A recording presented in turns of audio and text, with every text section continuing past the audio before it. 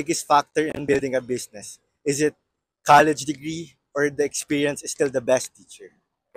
Mas swabe kung parehas kang meron nun. Kaya lang, hindi lahat nakakapag-college eh. Kaya yung iba nag-end up na lang sa experience nila. Hello sir, I'm Luan, the creator of Grind Journal. What's your name, sir? I'm Dave Argilia. Can you tell us more about yourself and what is Hasuru Worldwide?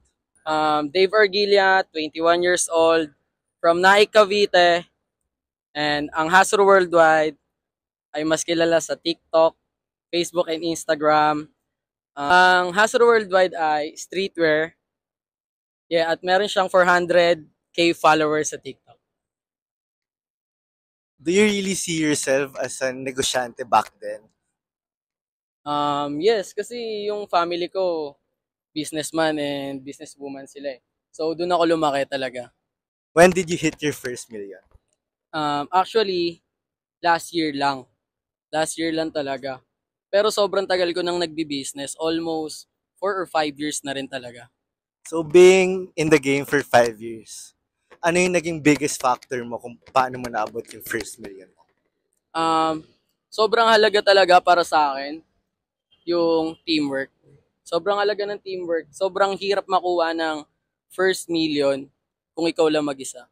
So, Siguro merong ibang nakakuha ng first million na sila lang mag-isa. Well, congrats sa kanila, pero para sa akin talaga the best ang may teamwork. so you surrounded yourself with good people na makakatulong pa para umangat yung business mo. Yes. What was your biggest problem as an entrepreneur and how did you overcome it? Ang para sa akin, yung problema talaga, yung stocks ko eh. Kasi sobrang laging sold out ng mga products ko sa TikTok. So yun yung pinoproblema ko. Last year hanggang ngayon, pinoproblema ko siya. Kaya ginawa ko, lahat ng kinikita ko, ina-upgrade ko lahat ng production ko. Binubuhos ko lahat sa business, binabalik ko lang doon para mas mabilis makapag-produce ng mga products. Para mas madami din akong masupply sa mga tao. With how saturated the clothing industry is, what made you confident that Hasuru Worldwide would gain traction? Um, Unang-una sa products namin, yung products namin sobrang kakaiba siya sa Pinas. Sa tingin ko kami may pinakamalaking pants na binibenta sa TikTok world. And sa amin na rin ang gagaling na hindi kami toxic sa mga tao, hindi kami sumasagot sa bash. Kumbaga positive energy lang yung binibigay namin sa audience namin. If you had to start a business this 2025 from scratch, what would you go for and why? Clothing pa rin talaga. Kasi alam ko na yung pasikot-sikot dito, hindi na para mag-iba pa ng lane. Alam ko na kung ano yung dapat gawin at hindi dapat gawin. What was the biggest factor in building a business? Is it college degree or the experience is still the best teacher?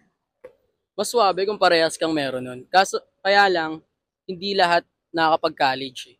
Kaya yung iba nag-end up na lang sa experience nila. So mas the best kung parehas kang meron yun.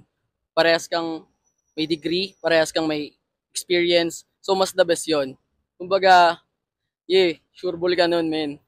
You've been in the game for 5 years. What was the best financial advice that you ever received in your whole life?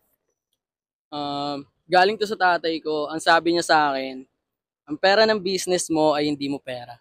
So yung pera ng business ko, sa business ko lang din siya, pinapaikot-ikot. Before we end this wonderful episode, can you give a younger generation a powerful advice? Advice ko lang sa mga nagne-negosyo dyan, huwag kayong titigil. Kung malugi man kayo, malugi kayo. Aralin nyo kung paano kayo nalugi. Para pagbalik nyo, sobrang lakas nyo na. Yun lang, huwag kayong titigil sa mga bata naman dyan. Alamin nyo kung para saan talaga kayo. Sa mga magagaling mag-drawing kayo na mag-drawing. Magaling kayo kumanta, gawin nyo ng masaya yan. Yun lang. Never ever give up from Mr. Hasuru. It was a pleasure to meet you, Sir Hasuru.